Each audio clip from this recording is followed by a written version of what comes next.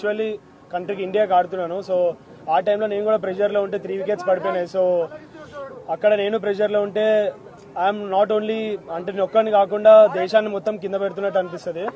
So ఆ టైంలో నేను అదే ఉంచుకున్నాను, దేశాన్ని ముందు తీసుకుని ఈ టైంలో నేను స్టెప్ ఇన్ చేయాలి, లేదంటే మొత్తం హోల్ కంట్రీ వినో పాకిస్తాన్ హౌ హార్డ్ అంటే వాళ్ళు ఎంత గట్టిగా వస్తున్నారు మన మీద అని.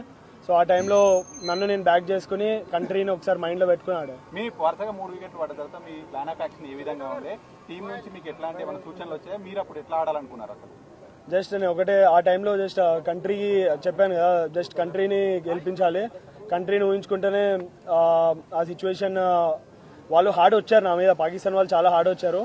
బట్ ఆ టైంలో నేను కామ్గా ఉన్నా, జస్ట్ గెలిపిస్తే ఎవ్రీథింగ్ విల్ బి ఓకే, అంటే గెలిపిస్తే అన్ని సెట్ అయిపోతాయి. సో మైండ్లో అది ఒకటే ఉండే, just I want to win my country. మొదటి నుంచి కూడా మ్యాచ్ లో పాకిస్తాన్ ప్లేయర్స్ మన ఇండియా ప్లేయర్స్ కామెంట్ చేస్తూనే ఉన్నారు, ఆడియన్స్ కావచ్చు. అందులో దీనికి సంబంధించి ఏం చెప్తారు? ఈ మ్యాచ్ ద్వారా సమాధానం అనుకోవచ్చా? స్లెడ్జింగ్ పైన అఫ్ కోర్స్ పాకిస్తాన్ అంటే ఈ మన ఆపరేషన్ సింధూర్ తర్వాత ఇంకా చాలా హార్డ్గా వచ్చారు వాళ్ళు మా మీద. మేము ఆడేది game, it's just a sport. So ఆ టైంలో ఎమోషన్స్ తీసుకుని ఆడితే స్పోర్ట్ ఆడలేము. సో ఆ టైంలో నేను కామ్గా ఉండి ఐఎమ్ సో పేషెన్స్ చాలా అన్నారు, చాలా విధంగా చాలా చెప్పారు. బట్ కెమెరా ముందు అవన్నీ నేను ఇప్పుడు చెప్పలేను. బట్ ఆ టైంలో నేను కామ్గా ఉండి రిజర్వ్ ఉండి ఐ నో ఓన్లీ బ్యాట్తోనే మనం గెలిపిస్తే ఎవ్రీథింగ్ విల్ బి అంతా ఇంకా కామ్గా అయిపోతారు వాళ్ళు. హరీష్ రావు లాస్ట్ ఓవర్ అంటే వరల్డ్ క్లాస్ బౌలర్ ఏమనిపించింది? ఎట్లా ఉంది అంటే ఏమనిపించింది లాస్ట్ ఓవర్ ఫేస్ చేసే ముందు?